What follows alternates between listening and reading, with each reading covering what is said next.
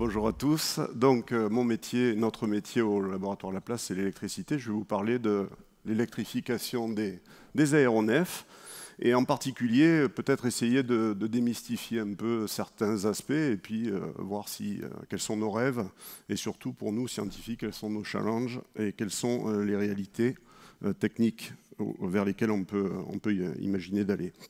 Alors, comme l'a signalé mon collègue Philippe Olivier, en aéronautique, une problématique centrale, c'est chasser les kilos, hein, essayer de diminuer les masses. Pourquoi chasser les kilos? Parce que chasser les kilos, c'est limiter la consommation, hein, donc limiter l'impact écologique, environnemental de l'aéronef. Là-dedans, l'électricité, que fait-elle? Aujourd'hui, l'électricité commence au niveau de ce qu'on appelle les systèmes. Les systèmes, c'est tout ce qui n'est pas la propulsion, donc le non propulsif. Vous en avez quelques exemples sur ce slide. Donc il y a un certain nombre d'équipements, des commandes de vol, tout le système d'antigivrage, le système de conditionnement d'air, les actionneurs, les différents actionneurs qui permettent par exemple au train d'atterrissage de fonctionner. Donc aujourd'hui, on a 3 vecteurs énergétiques qui se partagent ces systèmes non propulsifs. On a une puissance pneumatique, on a une puissance hydraulique. Les actionneurs de commande de vol aujourd'hui sur les avions d'ancienne ou de génération courante sont plutôt hydrauliques. Et par exemple d'électrification sur l'A380 ou l'A350, aujourd'hui, on remplace ces actionneurs hydrauliques par des actionneurs à puissance électrique.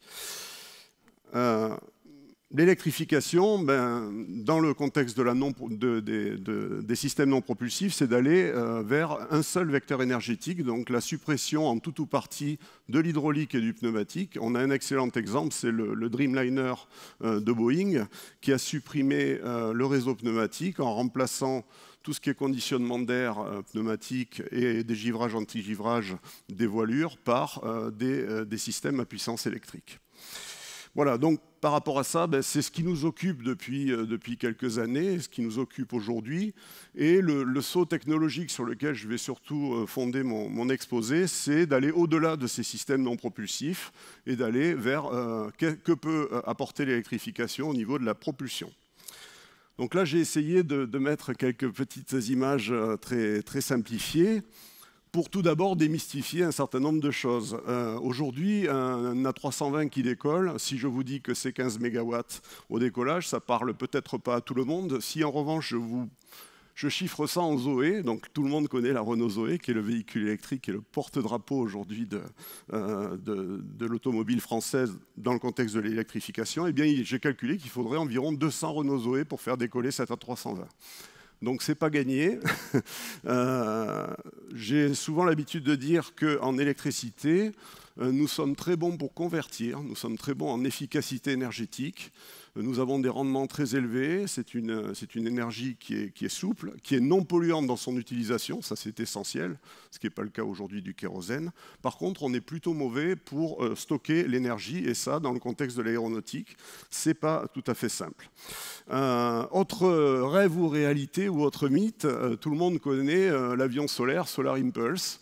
Alors Solar Impulse, c'est un fantastique objet technologique sur lequel vous savez qu'il y a des panneaux solaires sur une envergure qui est comparable à celle de l'A340 en longueur. Donc vous voyez un petit peu les effets d'échelle. Et sur cette envergure, vous faites voler un pilote à très petite vitesse. Si vous vouliez faire la même chose toujours sur mon A320 avec des panneaux solaires à la vitesse où les avions vont aujourd'hui, eh bien, il faudrait environ 20 stades Ernest Vallon. On va parler un peu de rugby aujourd'hui pour changer. 20 stades Ernest Vallon pour faire décoller toujours cet A320. Donc encore une fois, c'est pas gagné. Et vous pourriez me dire, mais qu'est-ce qu'il nous raconte avec son électrification? Eh bien, on essaie quand même d'imaginer des choses, mais vous avez compris qu'il y a une problématique de compacité. Donc je me suis attaché à travers ce slide à comparer un peu les différents vecteurs, les sources du présent et du futur. Donc aujourd'hui, qu'est-ce qu'on a? On a des turbines à gaz qui fonctionnent au kérosène, qui sont bruyantes et polluantes, mais elles ont le bon goût d'être c'est pas un hasard si aujourd'hui on utilise le kérosène et les turbines à gaz, puisque comme vous le voyez avec ces petits diagrammes en bâton, elles sont très compactes. Ici, ce que je regarde, ce que je compare donc à deux autres vecteurs dont je vais parler ensuite, c'est ce qu'on appelle l'énergie massique, c'est-à-dire le rapport entre l'énergie produite et la masse de ces équipements. Donc cet équipement, dans le cadre de la turbine à gaz, c'est la turbine elle-même, le réacteur, ainsi que tout ce qu'il faut, donc le réservoir, le kérosène, etc., tout ce qui va permettre de produire l'énergie. Si on passe à droite et qu'on compare ça à une batterie, la batterie, eh bien, elle va offrir à la fois la puissance et l'énergie en même temps, je dirais. Vous voyez que sur ce diagramme en bâton, on est à peu près 4 fois moins compact, y compris si on imagine les nouvelles technologies dont on peut rêver à 2020-2030.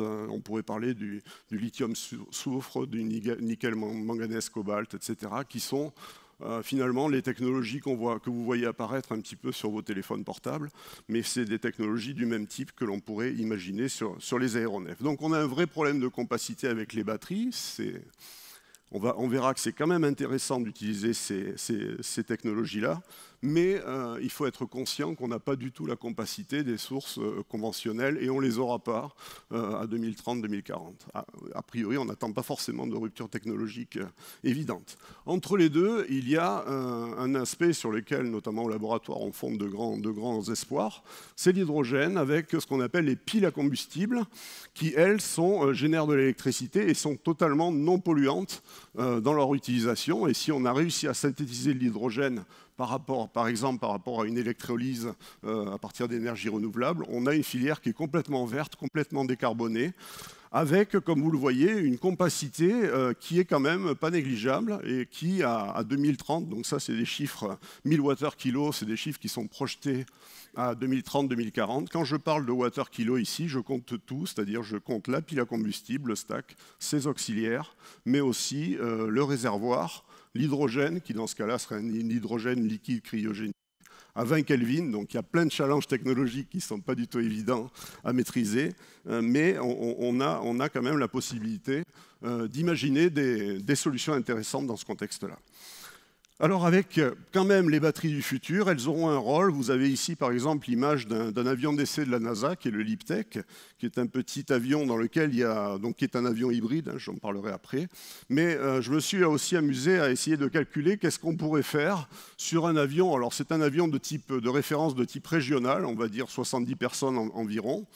Eh bien, si on avait 400 Wh/kg, qui est la compacité des batteries qu'on peut espérer à 2030-2040, pas demain, il ne faut pas espérer faire Paris-New York.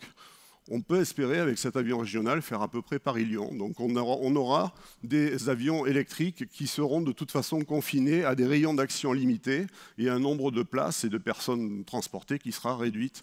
Par contre, il y a un marché pour des petits avions électriques, des drones, des taxis électriques, etc.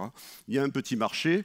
Et nous, ce qui nous occupe aujourd'hui, c'est ce qu'on appelle l'avion hybride. Alors, tout le monde a entendu parler de la Toyota Prius, peut-être. Donc, c'est un véhicule hybride dans lequel vous avez à la fois un moteur thermique, mais aussi des batteries. Donc, on hybride finalement deux sources d'énergie. C'est ce qu'on envisage de faire dans les aéronefs du futur, et c'est ce que vous avez ici sur ce LEAP-TEC. Les petites hélices que vous avez au milieu, il y en a 18, qui vont se rétracter pendant la croisière et qui ne sortent que pour le décollage et pour l'atterrissage, sont poussées uniquement par des sources électriques. Alors, s'il y a des questions là-dessus, je pourrais passer du temps à vous expliquer pourquoi ça offre tout un tas de gains aérodynamiques et énergétiques intéressants. Et ça, c'est véritablement le métier et les challenges sur lesquels on s'oriente actuellement.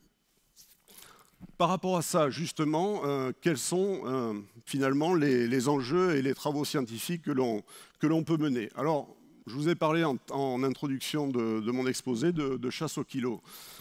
Chasser les kilos, c'est chasser les volumes et c'est essayer d'intégrer les systèmes. Donc ici, je vous ai amené deux petits objets. Je vais dire papa et son fils. Papa a été fait dans les années 90. Ça, c'est un petit convertisseur électronique de puissance qui fait 2 kW environ de puissance. Et son fils, 20 ans après, fait la même puissance. Et vous voyez à peu près le volume qui a été réduit donc, de façon drastique. Là-dedans, il y a de la technologie. Je pourrais vous parler de nitrure de gallium, de composants grand gap. Je pourrais vous parler de coupleurs magnétiques. Je pourrais vous parler de sauts technologiques en termes de structure, etc. Ici, par exemple, ce convertisseur va fonctionner à des fréquences de commutation de quelques milliers de hertz, de quelques kilohertz, alors qu'ici, on dépasse le mégahertz, on est autour de 2,5 mégahertz. Donc en 20 ans, on a pris 3 décades de fréquence. On pourrait dire la fréquence, on s'en fout, sauf que le fait de monter en fréquence, c'est ça qui amène à cette compacité. Et ça, on essaie de le faire sur tous les systèmes, sur les moteurs électriques, etc. C'est vraiment le métier de notre laboratoire et de nous autres électriciens, qui permet, tout en essayant de préserver la fiabilité, d'aller vers une compacité relativement intéressante. Dans ce contexte-là, et en aéronautique, avec en particulier le saut technologique dont je vous ai parlé, qui est d'aller vers la propulsion électrifiée, on a un saut vers des puissances nettement supérieures que ce qu'on avait lorsqu'on travaillait sur les systèmes non propulsifs. Ces sauts technologiques qui nous amènent à des problématiques d'environnement. Donc il y a des gens en particulier qui travaillent sur les problèmes d'isolants, les nouveaux problèmes posés sur les isolants électriques à très forte puissance, très forte tension, et notamment en aéronautique, dans des contextes de faible pression, puisque lorsqu'on est en altitude, on se heurte à une problématique spécifique à l'aéronautique qui est la faible pression. Exemple de métiers sur lesquels on transpire pas mal. Et puis je vous ai parlé beaucoup des sources, hein, donc on est mauvais pour stocker, on essaie de trouver des meilleures sources, plus compactes, plus efficaces et non polluantes, encore une fois, décarbonées. Donc on a beaucoup de travaux qui sont orientés vers l'hydrogène, hein, vers les piles à combustible, des travaux qui sont menés au laboratoire Laplace, en coopération notamment avec l'IRT Saint-Exupéry et puis des industriels comme Airbus, le groupe Safran, etc. Donc beaucoup de travaux là-dessus. Et enfin, je termine mon exposé par ce qui est mon métier. Ces composants, il faut les intégrer, il faut les optimiser, mais il faut optimiser globalement les chaînes d'énergie, donc essayer de trouver les architectures les plus performantes, les modes de gestion de l'énergie les plus optimisés qui permettront d'avoir, au bout du compte, un avion électrique ou le plus électrique possible, le plus vertueux, le plus performant. Voilà, merci. Merci beaucoup Xavier Roboham du laboratoire Plasma et Conversion d'énergie.